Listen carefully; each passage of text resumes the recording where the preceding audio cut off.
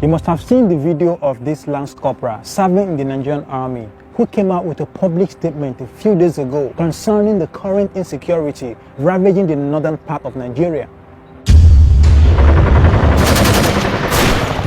To be honest with you, I didn't want to make this video because I started this page to only share positive stories about Africa.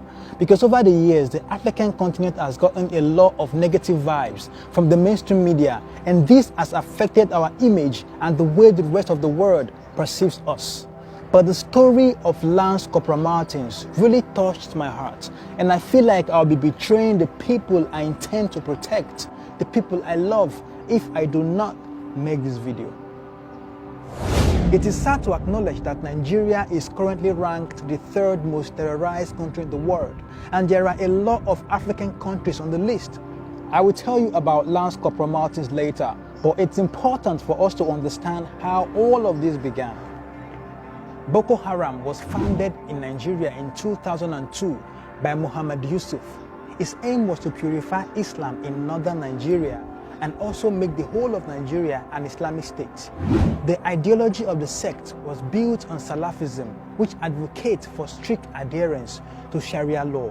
The term Boko Haram means Western education is forbidden, so the whole ideology behind the sect was promoting a strict adherence to Islamic teachings as opposed to Western education, ideas, or influence. In a 2009 interview with the BBC, Yusuf reaffirmed his position against Western education and claimed that rainfall was solely the work of Allah and not a result of evaporation caused by the sun.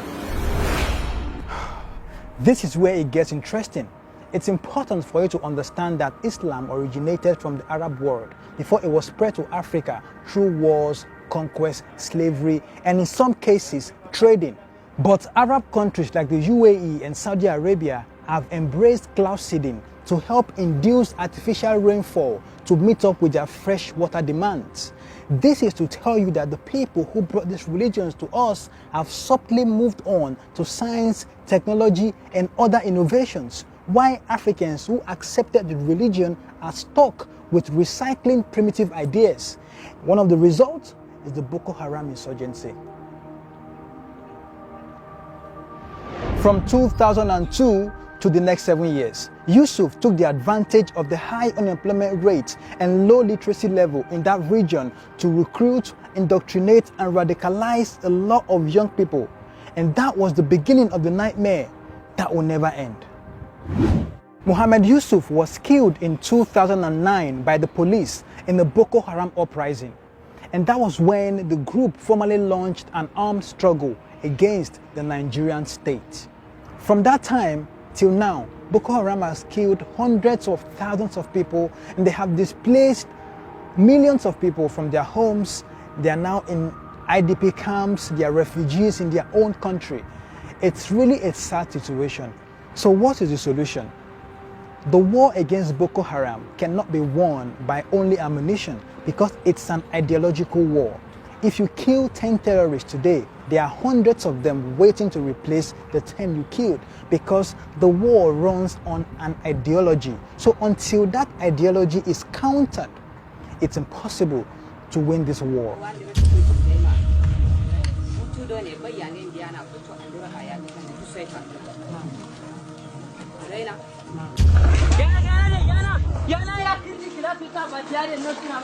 And who are the people who can counter this? Is the religious leaders and clerics and political leaders in that region.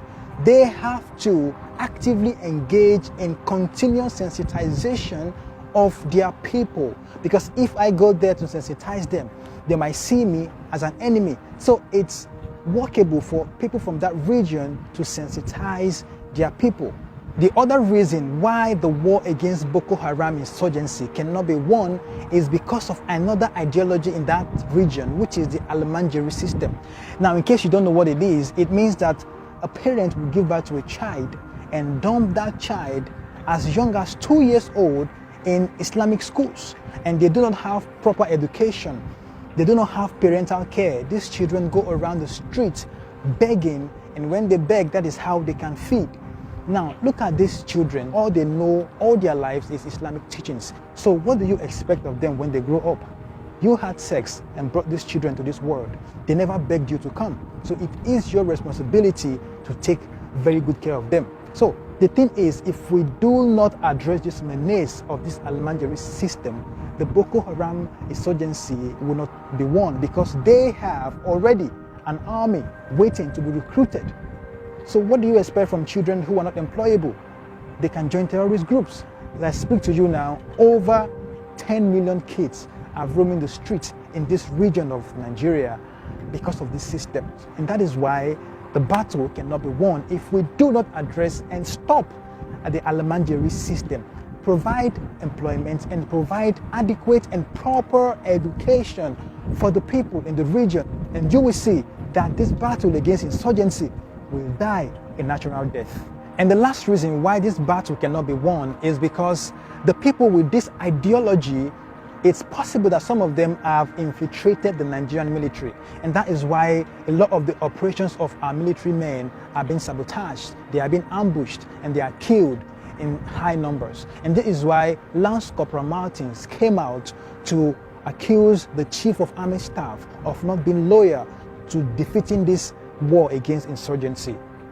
And he sacrificed a lot. I'm sure he knew the consequences of what he did, and he knew that they would come after him. And he said that in the video. Tuku Yusuf Buratai. As I'm making this video, I want to let you know that I'm highly disappointed in your command. You should call yourself a coward, a traitor, and a betrayer to the Nigerian as a whole, because you are no more loyal. You cannot earn my loyalty with what you are doing. I know after this video, you may come, you want to arrest me, you want to do this. I'm ready to face court-martial. And my court-martial must be open to the whole Nigerians to know. I'm calling on all the independent lawyers to stand by me, because this is a matter of urgency. People are dying too much. Now he has sacrificed a lot, his life, his job, his family, to come out and tell us the truth. What are we going to do for him? Are we going to abandon him the way we have abandoned a lot of people who come out to speak the truth about situations in Africa? I'm making this video to call on everybody of goodwill, everyone of African ancestry around the world, to rally around this young man, this young, brave soldier, the way everybody around the world rallied around the murder of George Floyd. 50 states in the USA had a protest for George Floyd. More than 20 countries, including a lot of African countries and Nigeria, had a protest for George Floyd. This is also a protest we should all be willing to partake in. This young soldier must not suffer. His sacrifices for coming to tell us the truth about what is really going on the battle against insurgency must not go in vain. I'm calling on you, Africans, anywhere you are around the world, begin to organize yourself. Let us speak out for this young soldier, because if we do not do this, then we are discouraging the other people who really want to come out and speak the truth about the realities of Africa not to do so. And if people don't speak the truth about the real conditions so that we can provide solutions, then our collective progress will remain a pipe dream. Thank you for watching. Share this video to everybody around you. Share this video as many times as you can, because we need to reach a lot of people. People need to know what is happening to this young soldier, and we all need to rise to his defense. Thank you so much for watching this video. Don't forget to like, subscribe and share so that we can reach everyone and build a better Africa.